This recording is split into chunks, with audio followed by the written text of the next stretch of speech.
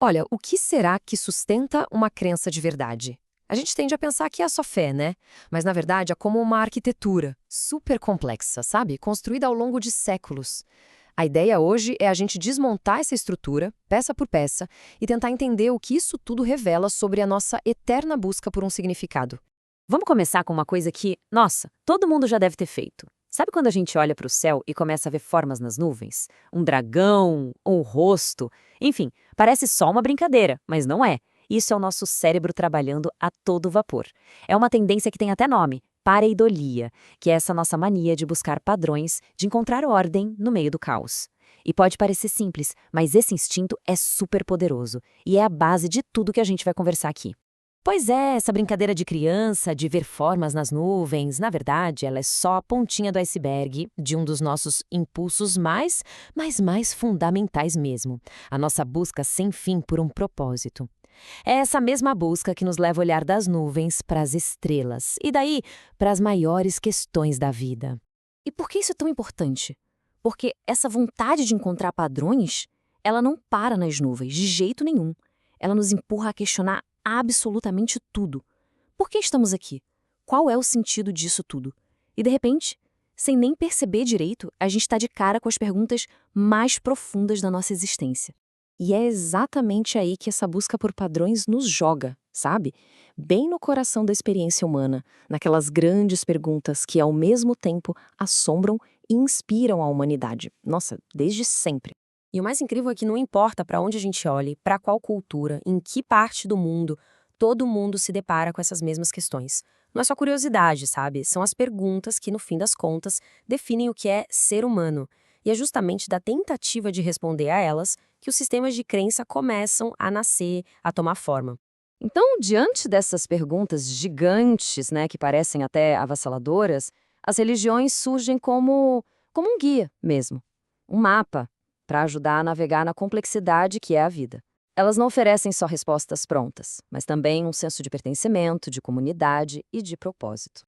Então a religião acaba sendo muito mais do que só um conjunto de crenças. É como se fosse uma lente mesmo, uma lente que a gente usa para enxergar o mundo. Ela oferece uma estrutura, sabe? Uma narrativa que ajuda a dar sentido para tudo e a encontrar o nosso lugar no universo. E olha, é importante não pensar que essas tradições são só, sei lá, relíquias do passado, coisas de museu. Não! Elas são sistemas vivos que pulsam, que respiram através das gerações, sabe? Oferecendo sabedoria e orientação para os desafios que a gente enfrenta, hoje, agora. Tá, mas como é que esses sistemas de crenças são construídos exatamente? Qual é a anatomia deles? Vamos dar uma olhada mais de perto agora nos seus dois componentes mais básicos, a tradição e a doutrina. Bem no coração de qualquer sistema de crenças, a gente vai encontrar esses dois pilares. Dá para pensar neles como, sei lá, o hardware e o software de uma religião. Eles são diferentes, mas um não funciona sem o outro. São inseparáveis. E juntos, eles criam uma experiência completa. De um lado, a tradição. Ela é a parte que a gente vê da fé, sabe? São os rituais, as histórias que são contadas, os feriados celebrados, é o como da religião. Já a doutrina, por outro lado, é um núcleo que a gente não vê. São os princípios, as crenças, a teologia toda. É o porquê. É o que dá sentido para toda essa prática.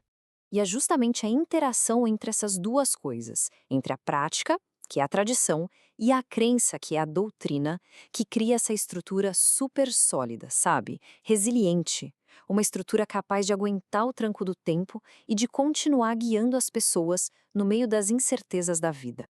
Então, a tradição, de novo, não é um museu de ideias velhas. Pensa nela como uma ponte. Uma ponte viva que faz a conexão entre o sagrado do passado e o presente de cada um. E essa ponte, claro, não é feita de qualquer coisa. Ela é construída com materiais bem específicos. Primeiro vêm os textos sagrados, sejam eles escritos ou orais. Eles são a base de tudo, a fundação. Depois a gente tem os ritos e os mitos. Eles pegam essa doutrina e transformam em experiência de verdade, em algo que se vive em comunidade. E por fim, as normas éticas, que traduzem tudo isso em ações concretas para o dia a dia. É como se cada pilar apoiasse o outro, sabe? Criando uma estrutura muito coesa e, nossa, muito poderosa. Ok, mas e quando essa estrutura, que é milenar, construída com base na tradição, bate de frente com a velocidade louca do mundo moderno? O que acontece? Bom, isso nos leva para a nossa questão final, e talvez a mais desafiadora de todas. Essa é a grande pergunta que todas, sem exceção, todas as tradições enfrentam hoje em dia. Como é que se adapta ao mundo que não para de mudar, sem perder a essência, sem perder a autenticidade? A verdade é que não tem resposta fácil para isso. E é exatamente nessa tensão, nesse cabo de guerra entre o antigo e o novo, que a fé continua viva, continua a evoluir.